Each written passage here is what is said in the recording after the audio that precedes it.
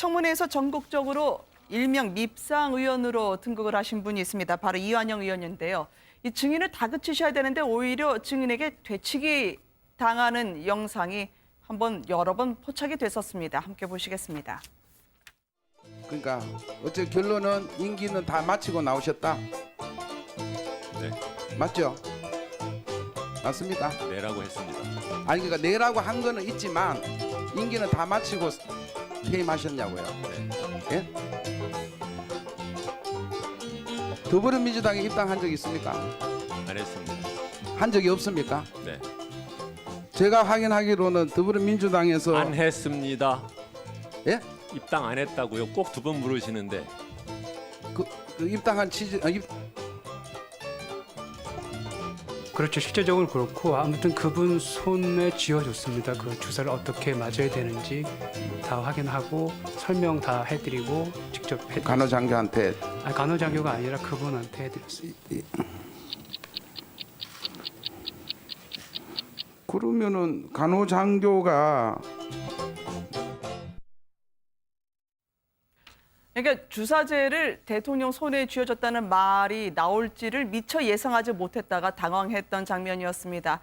보통 이게 속된 말로 하면은 얻어 걸렸다는 말로 이 기자분들은 가장 이완영 의원의 질문에 대해서는 준비하지 않고 있다가 답변 때문에 놀라는 경우가 많았어요. 그러니까 저게 약간은 순발력의 문제거든요. 네. 그리고 저게 경험의 문제인데 예를 들어서 검사를 해봤다든가 아니면 기자를 해봤다든가 그러면 이 문답에 상당히 익숙합니다. 그리고 상대방이 이렇게 답변했을 때는 그거는 요 점을 파고들어서 질문을 해야 되겠군. 네. 그래야 나중에 취재거리를 해서 기사를 쓸 거 아니겠습니까? 그리고 네. 검사 같은 경우는 그 약점을 파고들어야 범죄 혐의를 입증하는 건데 네. 이완영 의원은 공무원 출신이다 보니까 이런 문답식의 노동 저는 청문회 관련 거기에 공직자였죠? 그렇죠. 네. 그러다 보니까 좀 익숙하지가 않은 것 같아요. 그래서 오히려 지금 말씀하셨듯이 그 증인에 의해서 대치기 당하는 그러니까 지금 저 한화투자증권 사장을 했던 저분 같은 경우는 주진영 전 대표. 그렇죠. 네. 저분 같은 경우 오히려 본인이 왜 똑같은 거 자꾸 두 번씩 묻느냐 이런 식으로 네. 지금 얘기를 해서 약간 신경질적인 반응을 보이는데도 거기에 대해서도 이완영 의원은 제대로 된 대처를 못 하고 있잖아요.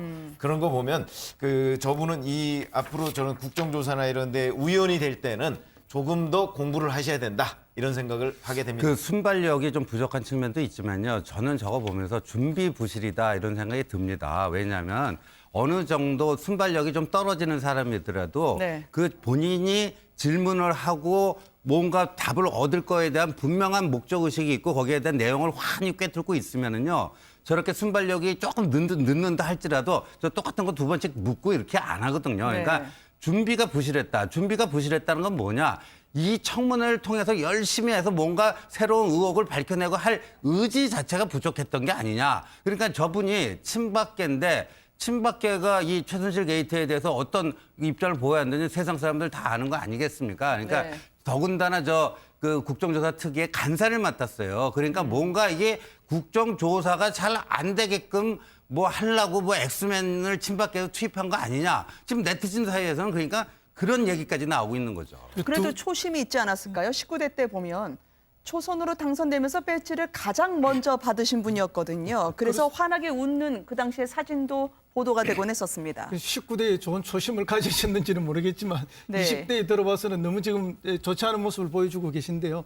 두 분 방금 말씀하신 것도 저도 전적으로 동의합니다. 그러나 본질적으로는 네. 이번 청문회를 무력화시키려고 하는 의도를 갖고 계셨던 것이 아닌가. 그런 의도가 없었더라면 이런 정도로 하실 수는 없다, 행동을. 저게 세월호 부족 특위 때 조는 모습이 지금 유가족에 의해서 촬영이 되기도 했었죠. 그렇죠. 저런 네. 모습도 저런 모습이고 이번에 청문회 중에서도 대기업 회장님들 연세가 많다 아프다 해서 빨리 돌려보낸다는 쪽지도 보내기도 하고 네. 모든 면에 있어 또 정인 채택하는 문제에 있어도 어제 또 삼성전자 사장을 채택하는 이런 문제에 있어서도 저분이 이제 의기장을 놓아서 채택이 안 되지 않았습니까? 네. 그러니까 사실상 청문회를 무력화시키는 역할을 맡고 나오신 것이 아닌가 그렇게 판단이 됩니다. 네. 그렇기 때문에 그런 것이지 저분도 뛰어난 공직자 출신인데 과연 순발력만 없고 또는 준비만 부족해서 이랬겠느냐 하는 그런 의심이 듭니다. 그래도 조는 모습에 대해서는 당당히 이야기를 했었어요. 별게 아닌데 나 말고 좋은 사람도 많았다는 이야기까지 했었거든요. 그러니까 저럴 때는 굉장히 소신 발언을 하잖아요. 네. 소신 발언하는데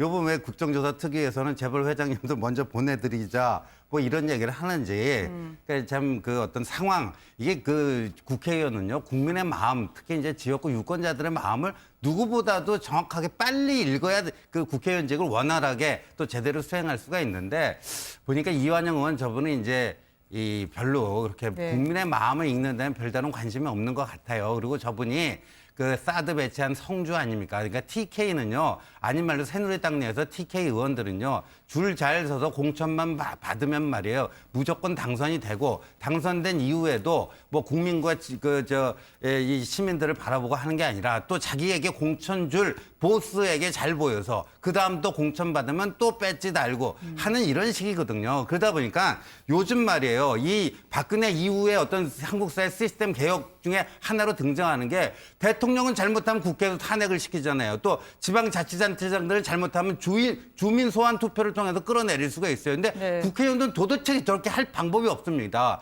그러다 보니까 국회의원들도 저렇게 잘못하면은 뭔가 국민 소환을 할 수 있도록 제도 개선을 하자. 뭐 이런 얘기까지 지금 나오고 있는 거죠. 근데 지금 국회의원들 동료 국회의원들 사이에서도 약간 비웃음의 대상이 돼 있잖아요. 근데 그 본인 스스로가 국민 여론이 얼마나 지금 따가운지는 알고 있을 거라고 봐요. 네. 근데 왜 그렇게 하느냐?